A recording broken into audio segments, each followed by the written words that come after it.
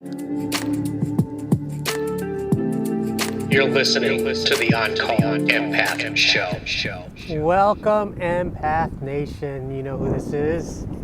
Just wanted to take you with me on my little walk every day that I do. Just wanted to touch base with you and talk about something that's been coming up quite a bit with a lot of my clients, especially in my podcast show. I know this is a theme that keeps on popping up with a lot of people.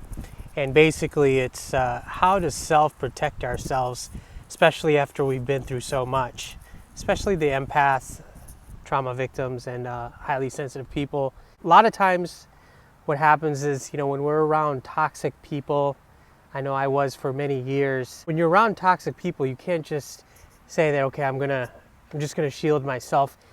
When you don't have the tools and the right mindset, it's really tough to figure out how to go about it, what to do, what to think, what cues to look for. In this segment, I do want to talk about 5 things that might help someone that's listening out there, how we can basically protect ourselves. Dealing with a narcissist or a boss, ask yourself, is this mine or is this someone else? The way to test that, to really know that it's not you, does it make you feel uneasy when you're talking to somebody? Does your mood change? Do you feel sick? When you are away from that person, do those symptoms go away? Does your anxiety go down? You're basically, having all these changes and you physically feel uneasy, sick, nervous. That would be a good indication that shit is not yours and you can send it back. So how do we do this? You want to return it to the sender. And the best way to do that is remove yourself from the situation. Easy said than done. I know, like, when I used to talk to people, they're like, oh, why don't you just move out? Or if you're at your job, why don't you just, go to another side of the office, change your seating arrangement. And sometimes you can't do that.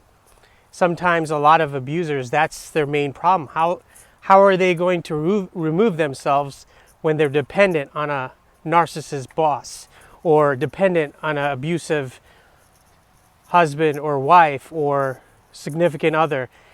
There's consequences to that. So it's like a catch-22. So you have to do it very carefully. I talk to a lot of my clients about this, is if you can just keep at least 20 feet away, at work, at home, change seats, say it out loud like, hey, I'm going to get some air. I'm going to remove myself. And that's all that needs to be said.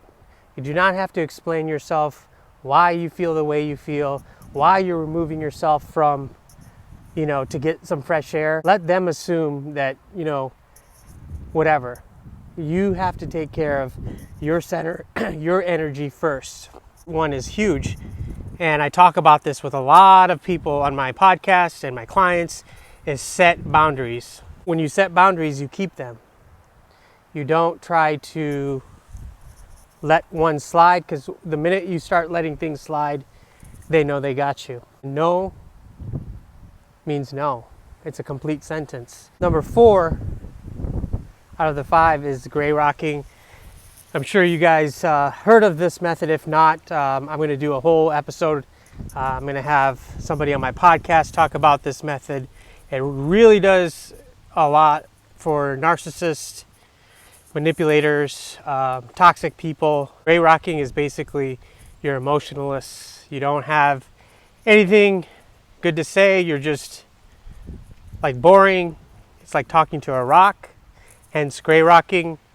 And once people find out that you're not reacting to what they're going to say, they lose interest real quick. And then they get that narcissist supply from someone else. So look into gray rocking.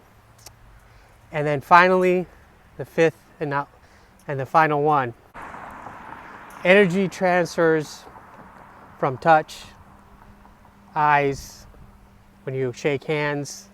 So if you're with a narcissist, let's say a significant other, and they touch you, they try to hug you, and you don't want, obviously you don't want anything to do with them. There's a lot of cartoons where, I look at the Pepe Le Pew, like the skunk chasing the lover, and always trying to touch them, hug them, and that's a way of transferring energy, and you don't want that.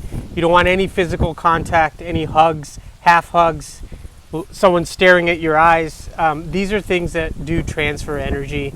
The best way, if you do get to a point where someone has touched you and the energy has gone into you, as you can see, there's a lot of grass behind me, is take off your shoes if you can.